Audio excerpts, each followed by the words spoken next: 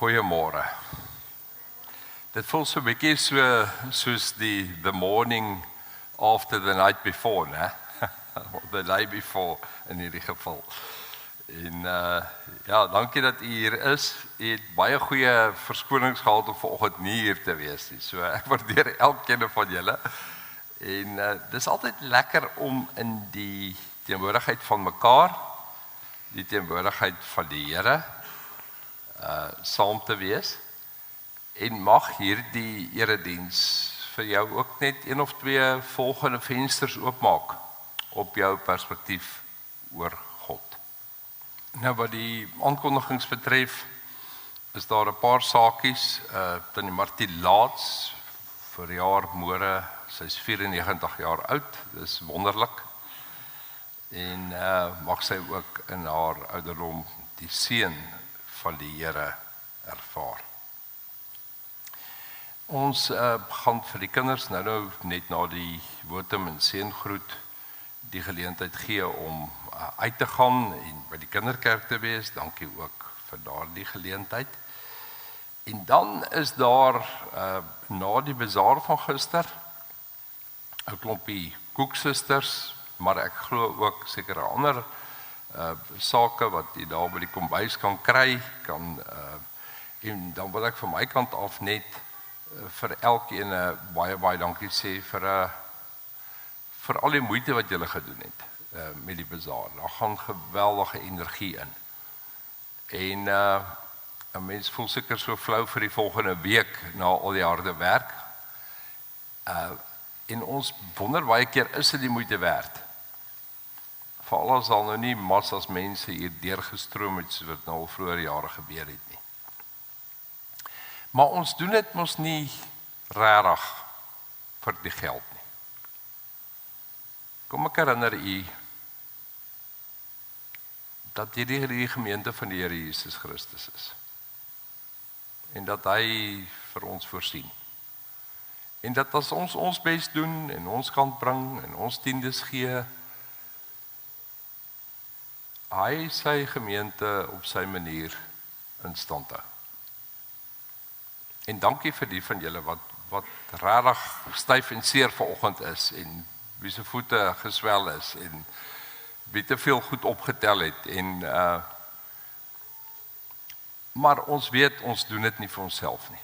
Dis die een groot verskil wanneer 'n mens deel is van die kerk van die Here Jesus Christus. Ons doen dit nie om deur mense raak gesien te word nie. Ons doen dit vanuit ons harte van geloof. En ek kyk altyd oor baie jare na gemeentes en dan kom ek by verskillende plekke. En ek praat van eikebome as mense wat diep wortels het en wat besondere skaduwee vir massas mense voorsien. En ek wil vanoggend maar net sê dat hier 'n klomp eikebome in Westville gemeente is. En mag die Here vir jou deur hierdie seisoen vir jou lewe waar jy nog kan werk vir hom en nog betekenis het en nog kan seer wees na 'n bazaar, net ongelooflik seën in sy nabyheid, in die manier wat in jou lewe gebeur, ook daai klein versigtinge wat nie volgens jou lekker uitwerk nie, en wat jy miskien vanoggend vir die Here gesê het, of in die laaste week, ek weet nou nie mooi hoe dit gaan werk nie. Vertrou die Here, want ons is kinders van geloof, en dan geniet ons 'n bazaar. En dan sê ek as dominee maar net hier van die kansel, baie dankie vir elkeen. Ek gaan vir jou geleentheid gee om net so 'n bietjie rustig te word, so 'n bietjie diep asem te haal, jou oë toe te maak. Miskien die oppervlakte waarop jy sit voel, bietjie ontspanne te wees, sodat ons regtig hierdie ontmoetingsgeleentheid met die Here vanoggend ons eie sal maak. Dis nie net sommer 'n kerkdiens wat ons moet bywoon na 'n bazaar nie. Dis 'n ontmoeting met die lewende God. En mag die Here hierdie erediens gebruik om jou ook op 'n ander manier te seën. Kom, word lekker rustig.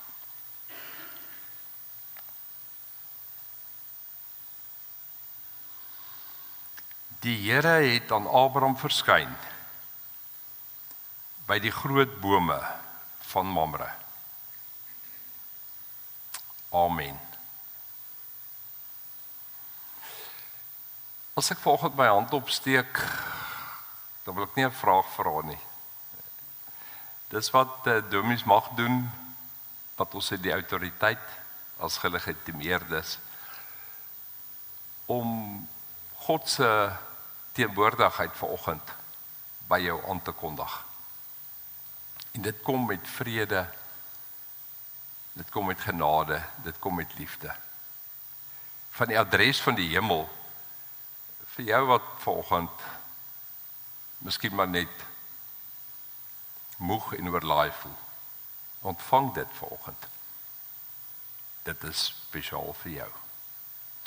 Ons gaan lekker saam sing voordat ons die kinders gaan uitstuur, en kom ons sing dan, ons staan vir ons loflied, en ons sing dan Vonk 563, strofes 1, 2 en 3.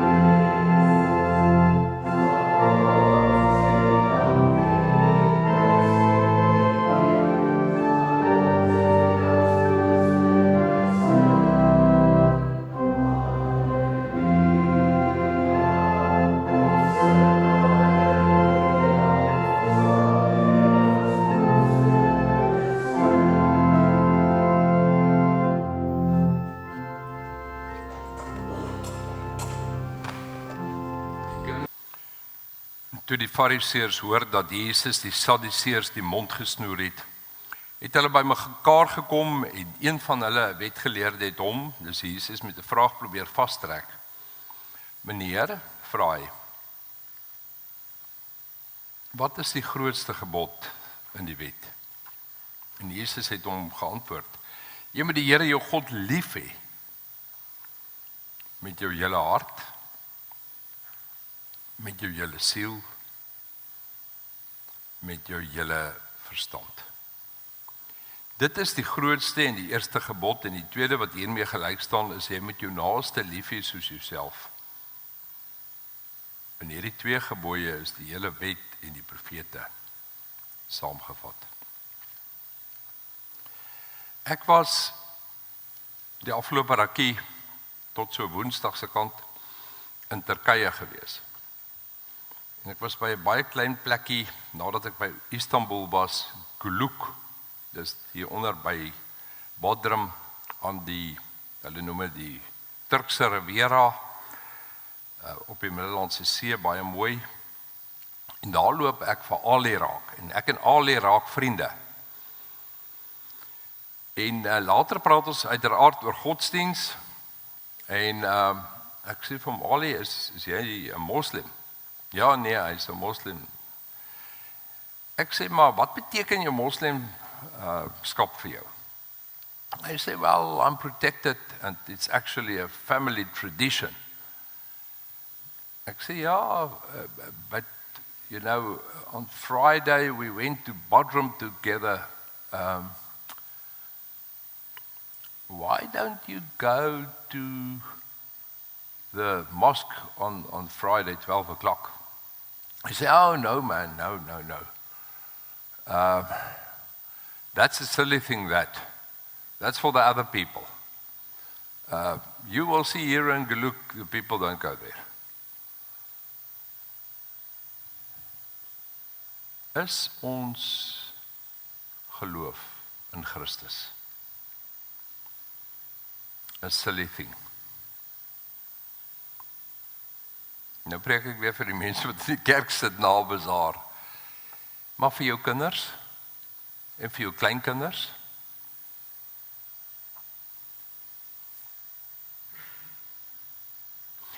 Jesus sny in hierdie opsomming van die wet na die kern toe. Hy gaan agter al die skanse na die kardias, die Griekse woord vir hart, na jou kardias, die sentrum, daar waar niemand sien nie. En dis ook daar waar hy vir Petrus, wat in skande was, nadat hy hom 3 keer verloon het, daar op die strand, sê, Petrus, het jy my regtig lief? En Petrus hom so bolans antwoord.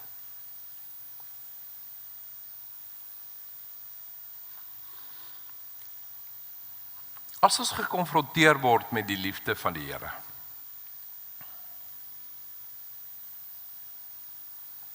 dan is dit 'n binnekamer ding.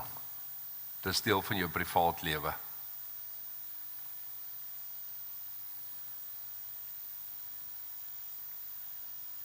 En dis 'n vraag waar van ons nie kan wegkom nie. Mag die Here vir jou ook deur hierdie erediens wat ons hier met mekaar gaan sê oor motivering en dit wat agter die skanse gebeur in ons harte, vanoggend nuwe perspektiewe van insig gee.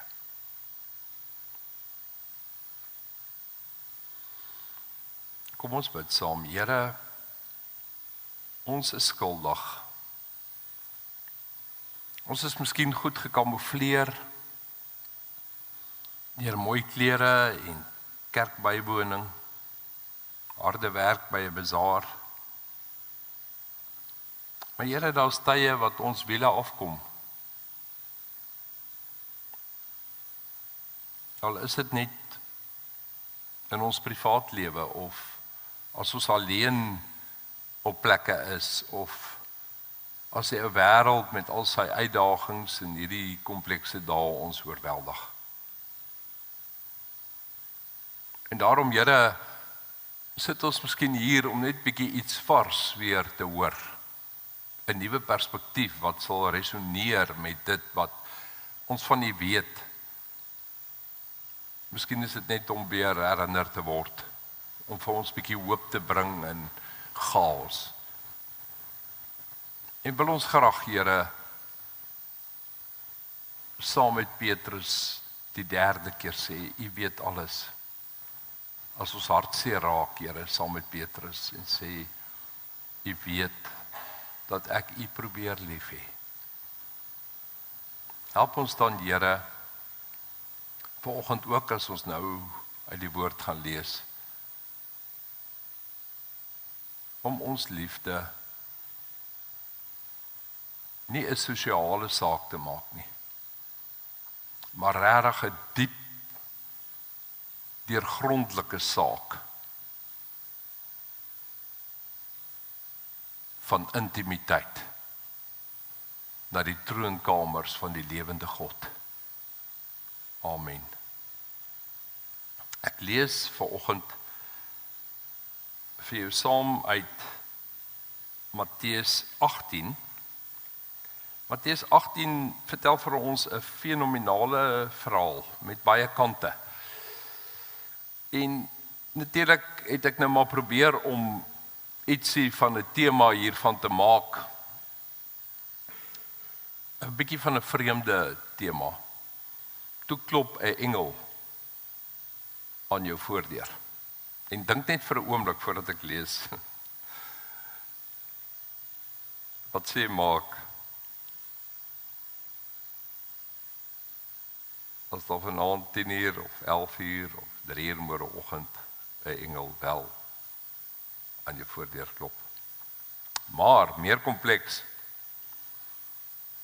As ons die Hebreërsteks wat hier op sin speel bytrek, wat sê baie van julle het engele ontvang sonder dat julle dit geweet het,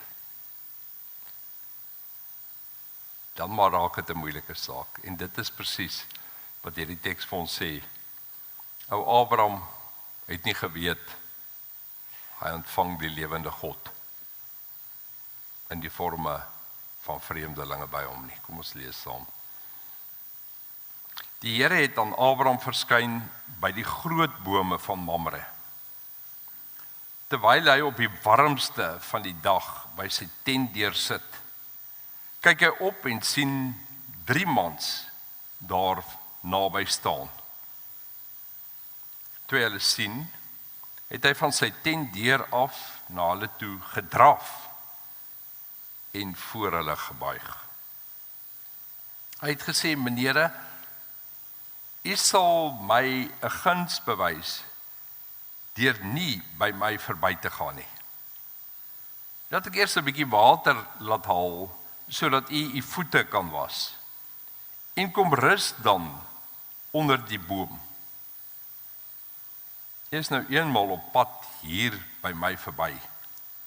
En daarom wil ek 'n stukkie brood vir u gaan haal, dat u weer nuwe krag kan kry. Hulle het vir hom gesê, goed, maak so. Luister nou op die fyn taal. Abraham het toe gou na Sara toe in die tent gegaan en vir haar gesê, vat gou 16 kilogram meel en knie dit en bak roosterkoeke. Daarna het hy na die beeste toe gedraf en 'n mooi kalf gevat en vir 'n slaaf gegee om dit gou voor te berei. Toe het Abraham botter en melk en die kalf wat voorberei is gevat en dit voor die mans neergesit. En hulle het daar onder die boom geëet, terwyl hy hulle bedien.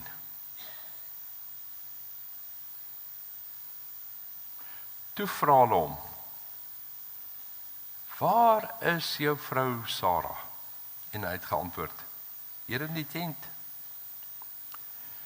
Toe sê die een, ek sal beslis volgende jaar hierdie tyd na jou toe terugkom. En dan sal jou vrou Sara 'n seun hê. Sara het by die tentopening gestaan en afgeluister. En die een wat gepraat het was aan die buitekant. Abraham en Sara was albei al baie oud. En Sara was verby die ouderdom van kinders in die wêreld bring. En daarom het sy by haarself gelag en gedink, sal ek nog genot kan hê nou dat ek afgeleef is? En dit met my man wat oud is? Toe vra die Here vir Abraham, waarom lag Sara? Waarom dink sy sy sal werklik 'n kind in die wêreld bring nou dat ek oud is iets buitengewoon vir die Here. Op die vasgestelde tyd sal ek terugkom. Volgende jaar, hierdie tyd, sal Sarah 'n seun hê. Sarah het geskrik en toe 'n leuen vertel.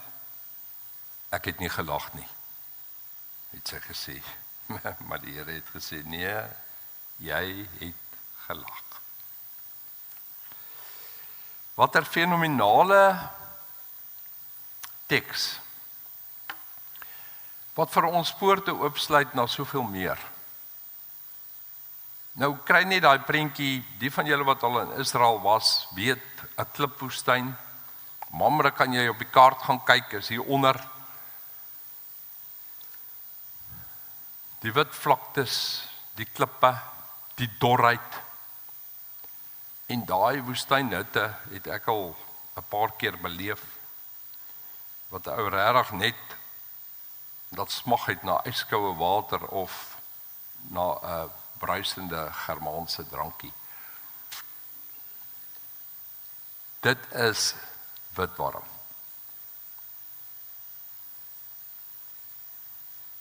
Dis 'n tyd wat almal sê is daar.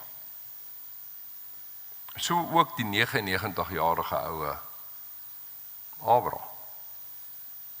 Jy kan hom as ware sien, oupa daar op die stoel, by die tentdeur. 3/4 aan die slaap. En dan gebeur daar iets wat hom ontwrig. 3 maande wat hy daar sien staan. En nou beskryf die Bybel die energie wat hierdie 99-jarige ou oom het om dadelik op te staan. Jy weet, hoe is ons na middagslaapie? So 'n bietjie styf en stadig. Ons soek eers die koffie. En hier sê die teks vir ons dat hy nie gewyfel het nie. As ek die Hebreëse teks met jou behandel, dan sê jy sien dat hier baie meer diepte is as wat in hierdie paar Afrikaanse woorde vir ons beskryf word. Toe hulle sien, het hy van sy tentdeur af na hulle toe gedraaf. Ou oom van 99 draaf in die middel van die woestyn in en voor hulle gebuig. Dit was die tradisie van daardie tyd. Jy het of oorlog gemaak, mense wat kwaadwillig is, hier kom hy's vriendelik, hy ontvang die vreemdeling, en hy sê as ware, jy weet, okay, julle het nou by afgekom, en nou kan julle nie verder gaan nie. Dit sou teen my aard gewees het, dit sou teen my kultuur gewees het, om jou nie nou te ontvang nie. Jy is nou eenmal op pad hier by my verby, en daarom wil ek 'n stukkie brood, en kyk mooi, hy praat hier van 'n stukkie brood, vir u gaan haal, dat u nie 'n nuwe krag kan kry. Met ander woorde, hy weet, as jy nou daar loop, is jy eintlik in 'n zombie houding. Nou hierdie stukkie word dan nou, as hy by Sarah kom, 16 kilogram meel. Nou die van julle tannies wat bazaar en broodvetkoek ken, weet 16 kilogram. Om roosterkoeke te bak, maak 'n feesmaal oop. Dis heeltemal oordadig, dis nie 'n stukkie nie. Daarna draf oom Abraham, 99 jaar oud, en hy gehaal sy beste kalf. Hier staan 'n mooi jong kalf, maar hy het sy beste kalf daar gehad. En vir die slaaf gegee om gou voor te berei. Hy het gesê, toe, kom, vinnig. Toe het hy botter en melk en die kalf wat voorberei is gevat en voor die mans neergesit. En hulle het daar onder die boom geëet, terwyl hy hulle bedien. Skatryk man, Abraham, hy het nie 'n broodgebrek gehad nie, letterlik. Here het hom geseën.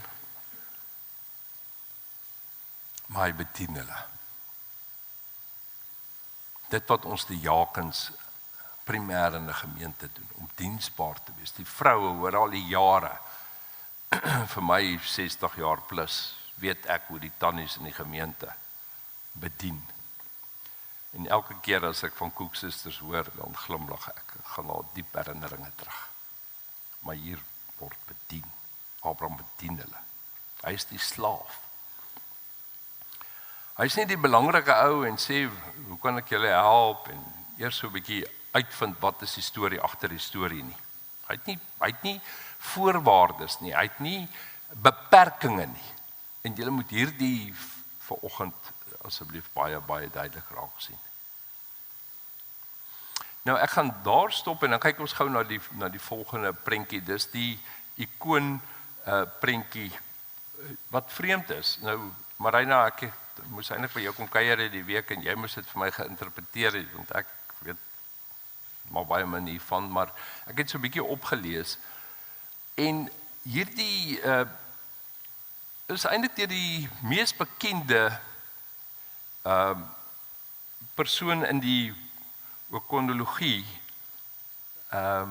daargestel, Andrei Rublev, wat geleef het tussen 1360 tot by 1430.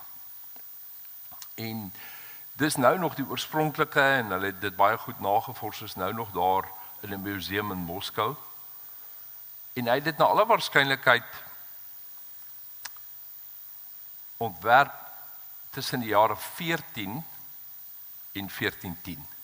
So hy was so 40 na 50 toe hy hierdie bymekaar gesit het.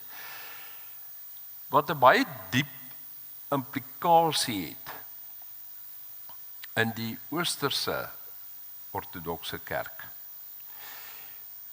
Die simboliek hier is Vader, Seun en Heilige Gees. Want hier word gepraat in die teks van die Here en dan is dit engele. Die Here en engele, dis heeltemal die mekaar. En Rublev het iets hiervan saamgevat. Nou, dink net bietjie wat in Wes-Europa gebeur het, wat aan ons meer bekend is met die Renaissance in daai jare. So hierdie is as ware 'n Oos-Europese meesterstuk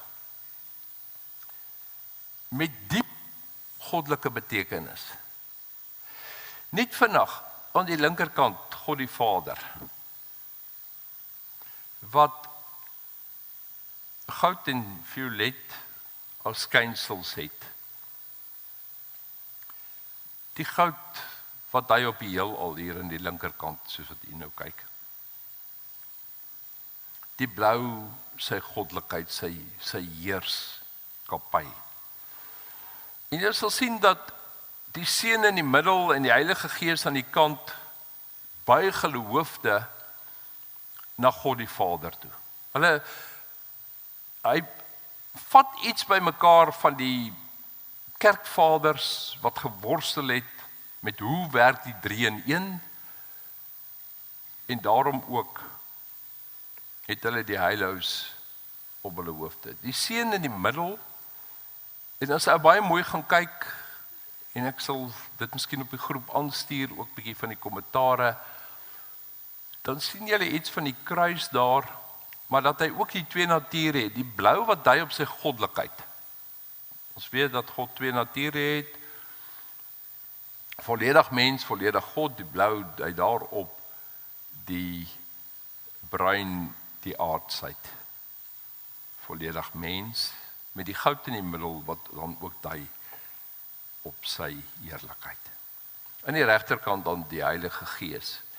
Maar wat fenomenaal is, as hulle daar sit, dan is dit 'n oop ruimte en nooi, word ek en jy vanoggend ingenooi om ook by daai tafel te kan sit. Ek en jy is nie uitgesluit vanoggend in die teenwoordigheid van die Here nie.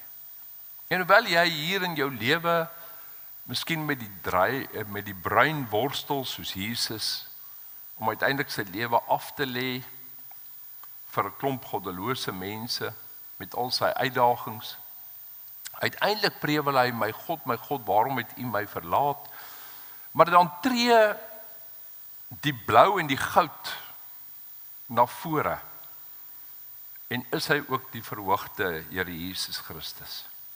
Daardie een wat vir jou sy lewe afgelê het, sodat jy aan die einde van jou lewe jou laaste asem kan uitblaas en in daardie teenwoordigheid kan ingaan. Die feit dat hulle saam eet, dui ook ietsie op die nagmaal. Ons sien dat die besnydenis, die verbond, net in die vorige hoofstuk beskryf word. En dis as ware asof God drie-enig dan nou intree en kom bevestig wat hierdie dieptepunt van hierdie verbond is. Ons kan ure hieroor praat, en ek sal graag met julle verder praat, eintlik maar by meer van julle wat bietjie van die kunste weet, leer. So kom ons bly in die vraag, eerder as om goedkoop antwoorde te gee. Hierdie is maar net so 'n paar notas wat ek aan die kant vanoggend maak. So, kom ek som net op. 'n Fenominale storie van 'n ou oom wat gasvryheid verleng verby alle perke.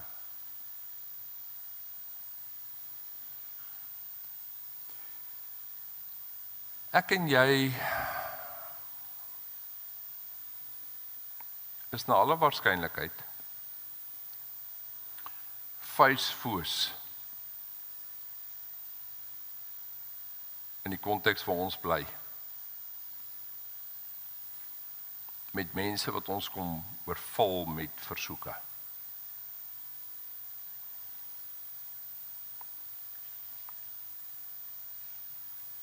As jy by 'n winkelsentrum stilhou en jy nie die karwag ietsie gee nie, dan kry jy 'n vuil kyk of 'n hartseer kyk, ek weet nie, verwytende kyk. As jy miskien op 'n plek sit en jy sien hier kom 'n ou, dan loop jy hierdie kant om, want jy moes al by die volgende afspraak gewees het. Ons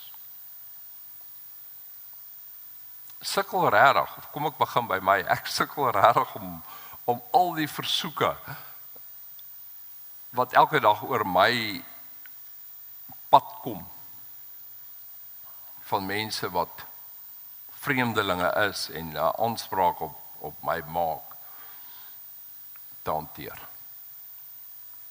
Ek kan vertel dat jare gelede, toe ek nog 'n jong dominee was,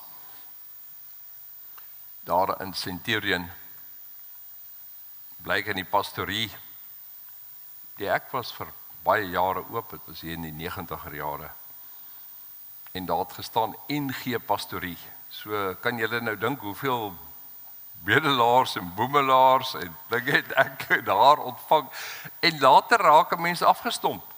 Jy help en jy gee, en ons het mooi sisteme ingebou in die kerk om regtig vir mense te help. Ek onthou met die treinstasie wat so blok van ons kerkgebou was, hoe daar 'n ou was wat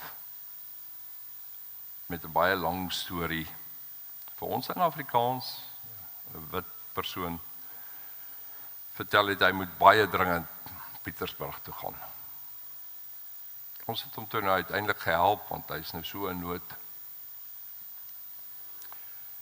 En toe ek op 'n ander plek daar in Centurion later die week raakloop, hy moes nou dringend gaan, want sy familie, sy pa lê op sterwe en alles. Toe loop ek hom weer raak. Toe sy besig om dieselfde storie te vertel aan die Ireniese kant.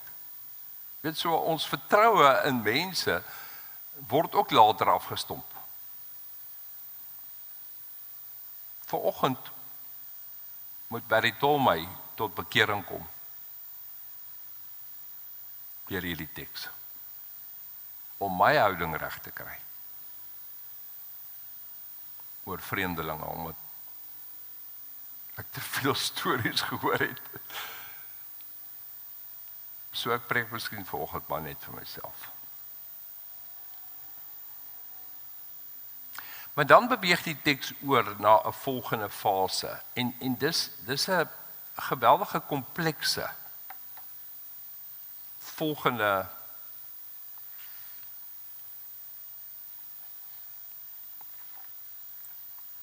fase in hierdie teks. As Sara ingenooi word in hierdie situasie. En wat baie interessant is hier is nie veel kommunikasie nie, hier word nie gepraat nie. Die engele, die Here is passief. Abraham doen, Abraham gee, Abraham bedien. Hy hardloop, en toe die vraag gevra word, toe is dit die kern van die besoek. Waar is jou vrou, Sara? En hy antwoord, hier in die tent. Hulle het geweet, sy is daar. Inteendeel, hulle het haar moontlik gesien, hoe sy daar afluister. En weer eens, binne daai konteks was Sara nie welkom om saam met die manne te eet nie. Ek wil nou nie oor daai saak en tradisies vanoggend hier oor praat nie. Maar dis nie dat sy was nie welkom om saam met die manne daar te wees nie.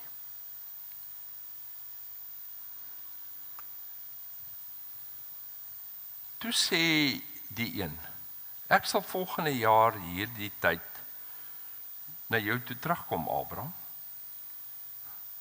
En dan sal jou vrou 'n seun hê. Sara het by die tentopening gestaan en afgeluister. Dis baie vreemd, want ek ken glad nie vrouens wat ooit sal afluister nie. En die een wat gepraat het, was aan die buitekant. Abraham en Sara was baie oud, 99 jaar oud. Nou kyk nou net na die denkproses van Sara. En Sara was verby die ouderdom van kinders. Ek meen daai dokter, 45, 50, 60, maar nou gaan dit 70, 80. Ek bedoel, enige van julle met bietjie grys hare hier sal nie graag baie gelukkig voel as julle die boodskap kry van oor 'n jaar gaan jy nie jou kleinkind nie, maar jou eie kindjie vashou. Maar sy het ook verder gedink en daarom het sy by haarself gelag. En hier is 'n sleutel vir ons en gedink. Sal ek nog genot kan hê nou dat ek afgeleef is? Die seksuele word hier sommer blaatant vir ons gestel. En dit by my man wat oud is. Hy wat nie meer kan nie. So sy is met hierdie gedagtes besig. Die onmoontlike. Toe vra die Here vir Abraham, waarom lag Sara? En kyk hier hoe sny die Here weer verby alles. Waarom dink sy? Sal ek werklik 'n kind in die wêreld bring nou dat ek oud is? Sien julle dat die Here verby die skanse gaan? In jou lewe, in my lewe, ons denkprosesse, ons privaat binnewerke, dis ook vir die Here.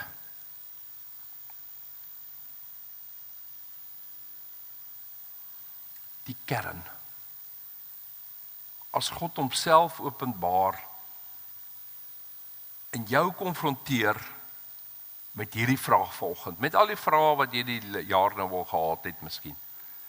Is iets te buitengewoon vir die Here? En ek wil hê jy moet die volgende week bietjie reflekteer oor hierdie saak. Is iets te buitengewoon vir die Here? En dan motiveer die engel dit. Ek sal oor 'n jaar terugkom en sy sal 'n kind hê. En dan beskryf Genesis 21 dat Isak 'n jaar later daar is. So dit was nie iets wat nie gebeur het nie. Dit is so. Die ou tannie in haar 90's wat swanger word. wat dit al vergeet het, wat dit al afgeskryf het. Hoeveel keer het sy haar eie planne gemaak? 2 hoofstukke terug, hele tragiese storie van Hagar en Ismael. En die geboorte van dit wat ons vandag ken as Islam, uit die ou foutjie van Tannie Sarah.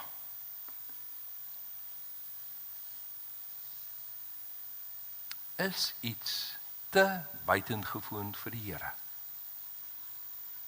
Ja, ek is skillvol om vreemdelinge mense te ontvang. Maar wat is die kanse dat ek al engele in my lewe weggewys het in die vorme van bedelaars? En het ek myself verarm deur nie vorentoe te tree en te doen wat ek moet doen nie. Die Here ken jou hart. Hy kyk verby al die skanse. Daai 18 impulse wat per sekonde deur jou brein gaan. Hy weet van almal. En hy weet hoe jy oor daai impulse reageer en uiteindelik dit denke word. En hoe dit in jou siel ingaan en hoe dit jou ewigheid bepaal. Want sien julle, dit wat ek ontvang van hierdie impulse word uiteindelik my denke. En dit wat ek uiteindelik dink, bepaal my koers in die lewe. Daarom is dit so belangrik, dat as ek en jy deur die wet van die Here gekonfronteer word om die Here lief te hê met my hele hart, my hele siel, my hele verstand, dan is dit juis om my hart oop te maak. Oop te maak soos wat Abraham sy hart oopgemaak het. En by uitnemendheid gedoen het wat hy moes doen. En Sarah, wat met haar hartseer van kinderloosheid oor al die jare, die pyn opgestapel het met skanse, word gekonfronteer om selfs vir die Here te lieg. Op die vasgestelde tyd sal ek terugkom, volgende jaar hierdie tyd sal Sarah 'n kind hê, en Sarah het geskrik. En wat doen sy toe? Toe lieg sy weer. En 'n leuen vertel. Ek het nie gelag nie. Asof ons dit vir die Here kan wegsteek, het sy gesê. En dan weer die korreksie van die Here. Maar die Here het gesê, nee, jy het gelag, Sarah. Ek weet nie wat hierdie teks aan jou doen nie. Dit ontwrig my. Dit ontwrig my omdat ek weer moet teruggaan na my eie hart toe om oop te wees vir meer gasvryheid en meer tyd en meer omgee vir mense wat baie keer onmoontlike of onbillike eise vir my stel. Dit ontwrig my om te weet dat ek niks vir die Here kan wegsteek nie. Dat daar eintlik maar 'n stukkie van 'n Sarah in elkeen van ons is. Wat dink ons kan vir die Here met leuns en korreksies om die bos probeer lei, terwyl hy van die begin af alles weet. Ek sluit af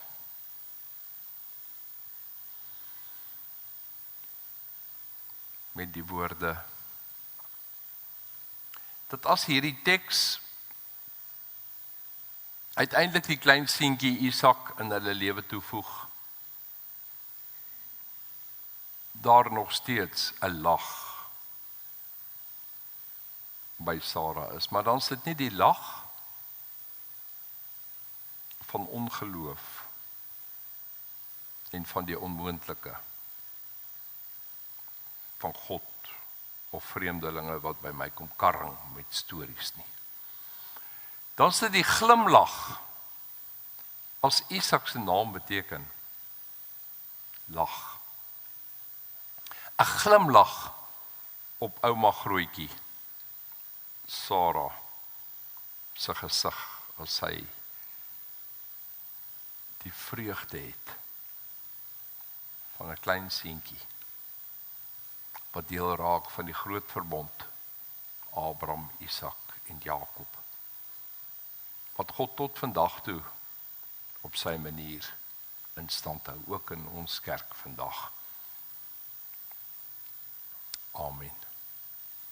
Here ons Here, ons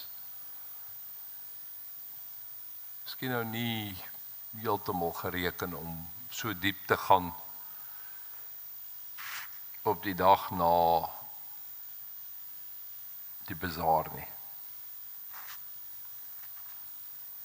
Ons sien maar net in die ikoon van Roelofs iets van heerlikheid en kompleksiteit van dinge wat ons miskyk in ons lewe.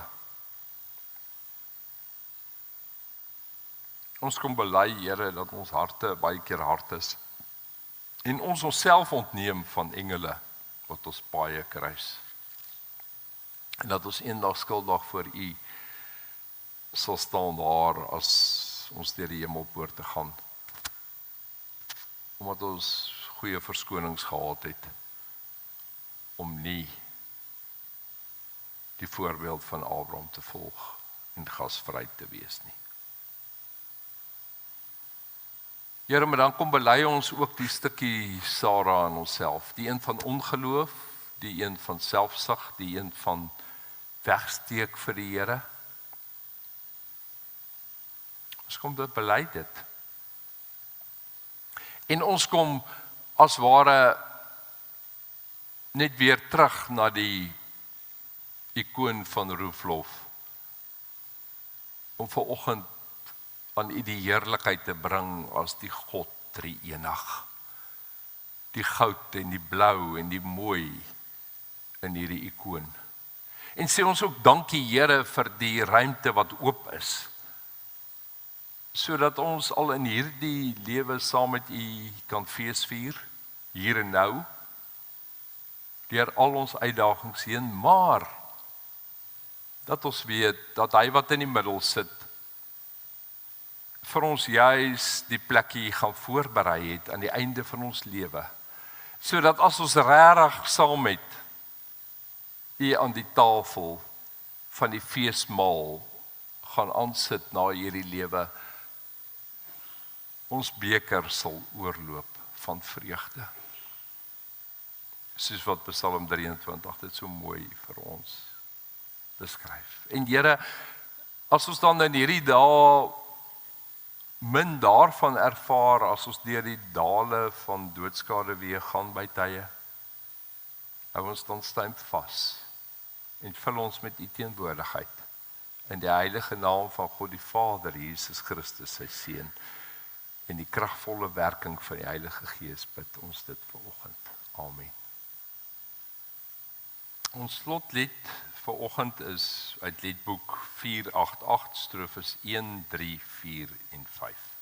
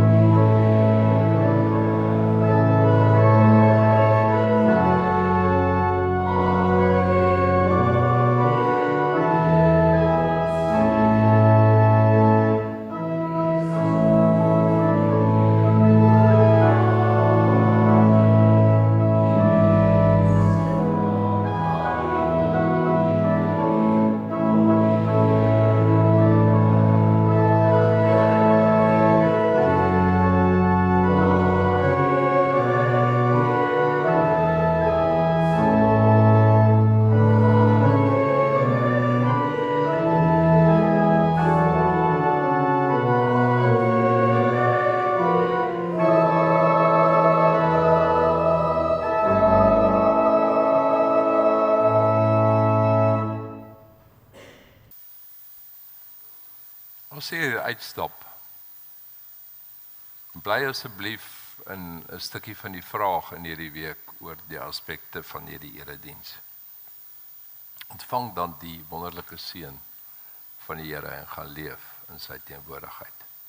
Ons bid Here dat die genade van die Here Jesus Christus en die liefde van God en die kragvolle werking van die Heilige Gees by elkeen sal wees, sal bly totdat U hulle innooi in daardie ruimte wat ons op die ikoon gesien het vandag, as U ons kom haal. Amen.